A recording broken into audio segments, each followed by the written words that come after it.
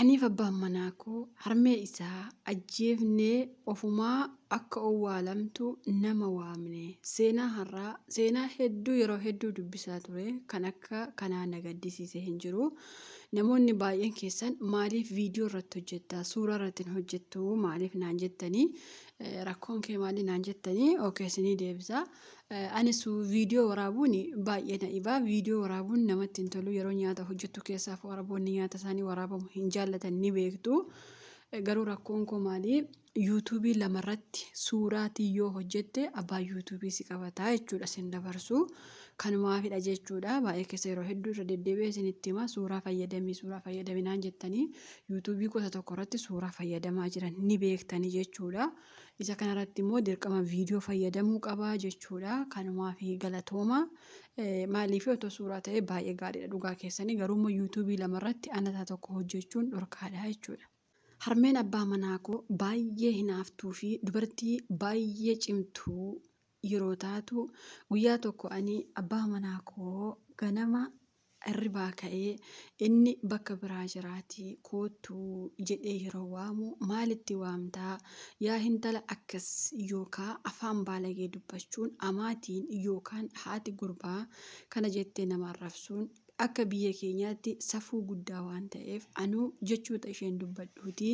haa ta'u malee ilma isheetti baay'ee hinaafti waan ta'eef isheen ijoollee torba waan qabduuf ijoollee torban sana keessaa ilma ishee kana sirriitti akka malee itti waan hinaaftuuf ani garuu biyya arabaa ture qabeenya hedduu achii waan hin qabuuf biyya arabaattis ergin galee gaa'ila godhanne waan ta'eef jechoota isheen jettu qabeenya koof jecha baay'ee obsuu yookaas mucaa daa'imaa tokko walirraa qabna waan ta'eef waan isheen dubbattu hundaa callisee dabarfachuu yoon ani ishee oodu yookaas ishee dubbisuu dhiisu maaliif na ooddee yaa intala akkasii hin quufne moo ilmi koo gaasha sitti hin qabu moo faayidaa hin qabu moo jechuun yeroo hedduu yeroo isheen na jigdu. Abbaan manaa koos baay'ee waan na jaalatuuf dhiisii harmeen koo akkanuma afaan hin toltu yeroo naan jedhu harmeen kee sitti bichaa afaan baddimoo warra kaanittuu baay'ee afaan tolti jechuun ani biyya arabaa hojjedhee yeroo galu mana koo keessatti boqonnaa fudhaa abbaa manaa koo fi mucaa koo waliin gammachuun jiraadha jedheen malee harmeen kee hinaaffaa akkasiitiin akka isheen na waamtu gonkumaan barbaadu yookaan haadha kee filadhu yookaan na filadhu jedhee yeroo itti himu innis dhuguma dhakaa akkas taanaan haadha koo filadha malee siin filadhaaree jechuun yeroo natti deebisu anis rakkoo hin qabu ergi haadha kee filadha ta'ee filannoo lama siif kennaa mana kana gurgurii magaalarraa mana nuuf bitii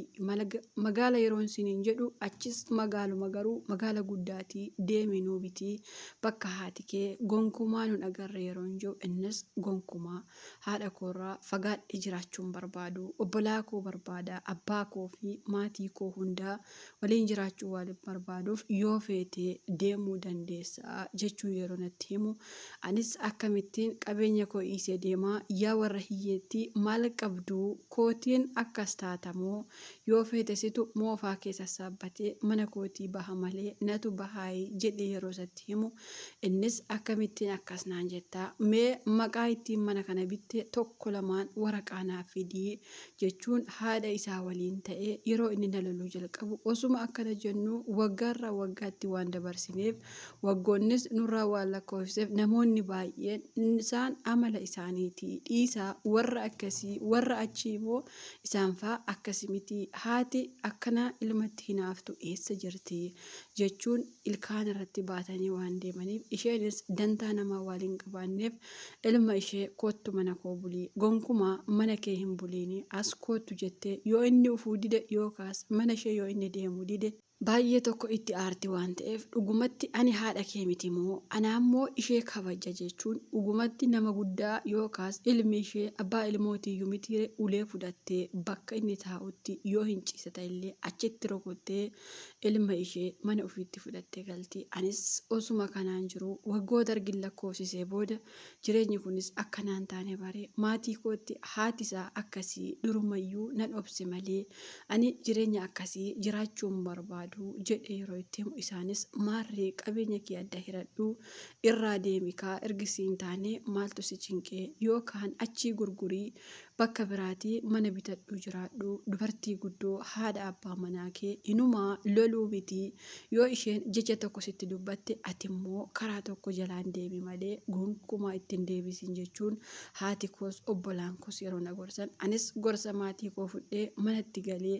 ufte kaa intaloon akkasii isheen ilma koo mi'eeffatte akkasitti ilmi kiyya akkana jettee waan isheen jettu ani dubbachuun barbaaduuti dubartii baalagee akkasii inumaa gonkumaa addunyaa kanarratti hin uumamne waan ta'eef abbaan manaa koo dhugaa dubbachuuf yoo isheen rafte yookaan akka miliqee yookaas akka okannaatti mana isaa dhufa malee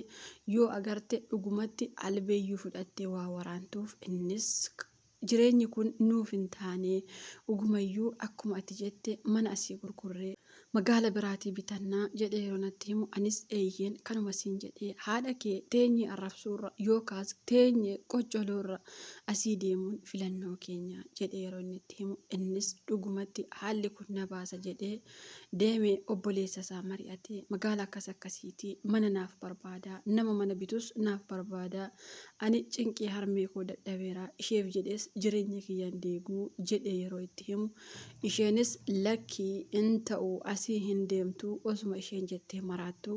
nutis mana keenya gurgurannee galata rabbii magaala biraatii bitannee ijoolleen ishee torban kun namni qabeenya qabu tokkollee waan hin jirreef isaan keessaa namni qabeenya qaba jedhee beekamu anumaa fi abbaa manaa kooti waan ta'eef anis biyyuma arabaatiin fide malee waan qaban tokkollee waan hin qabaanneef hiyyummaa darbeen nama tuquun hin ta'uuti hiyyummaa isaanii tuquu koo osoo hin taane garuu akkuma isa qabeenya qabu arraba waan dheerattuuf anis ishee jibbee ilmi ishees akka ishee jibbuuf irraa fageesse. Nutis ergi mana keenya bitannee jireenya gammachuu waan qabnuuf magaala keessatti dhugaa dubbachuuf inuma jireenyi sirriitti nuuf mijatee magaalli duraan keessaa baane magaala xiqqoo waan ta'eef amma garuu magaala guddaatii mana bitanne mitiire mucaan koos naaf jabaattee anis suuqii banadhee hojii koo hojjetachaa abbaan manaa koos hojii makaan jedhamte magaala keessa deemee waama xiqqoo hojjechaa jireenya keenya qabna jennee saa osoo hin taane guyyaa tokkollee otoo hin taane innis anis waliigallee hojii keenya hojjetachaa haa ta'u malee osuma kanaan jirru haati isaa ishumti duraan nu jibbitu dhukkubsattee ijoolleen ishee hundiyyuu maal qabna deemii mana ilma keetti gali jechuun yeroo nu biratti ari'an isheenis na bira uftee naannoo baatii 5 yookaas ji'a 5 marfee ishee fixattee booda ergi jajjabaattee ani hin galuu asuman taa'a jettee ilma waan lolteef anis maan rakkoo qabaree manni mana rabbiitii yookaas mana waaqaatii homaa rakkoon qabu taa'a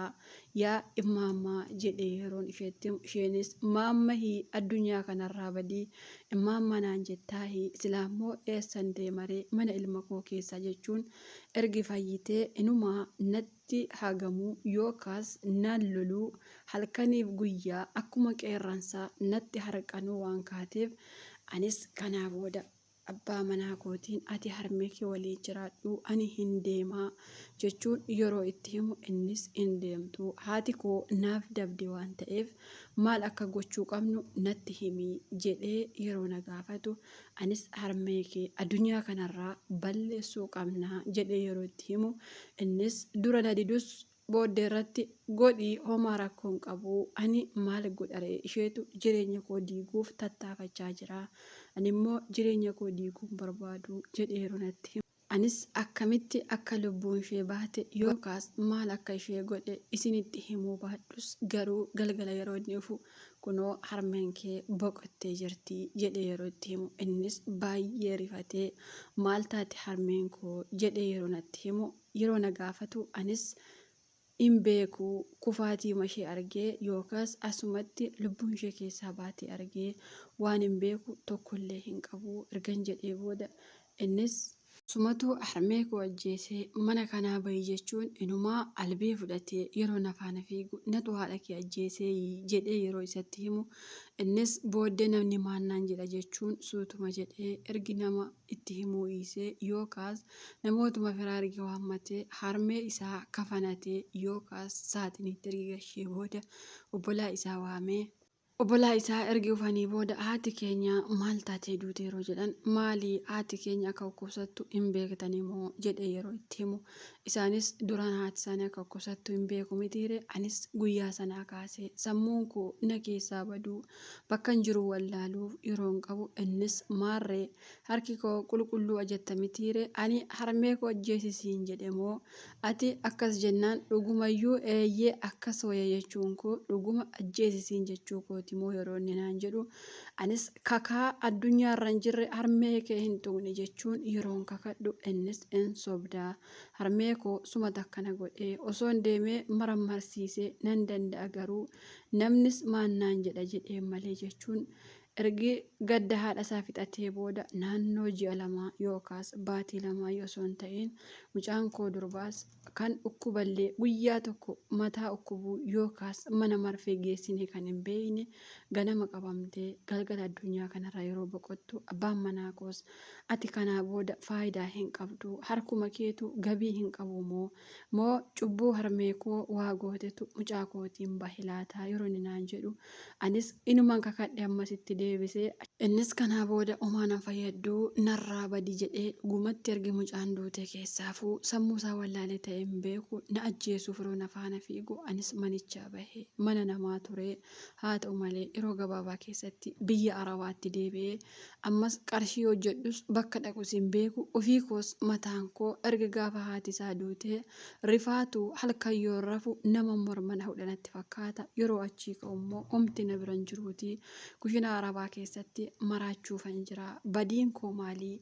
yoo maaliif harmee isaa akka na goote naan jettan isheen kana caala na gubde waan ta'eef jireenyi koon diigamiin jedhee kana waan irraa wadheef garuu maal gochuu akkan qabu mee yaada keessan naaf qoodaa badiin koo eessatti badii koo moo badii harmee isaati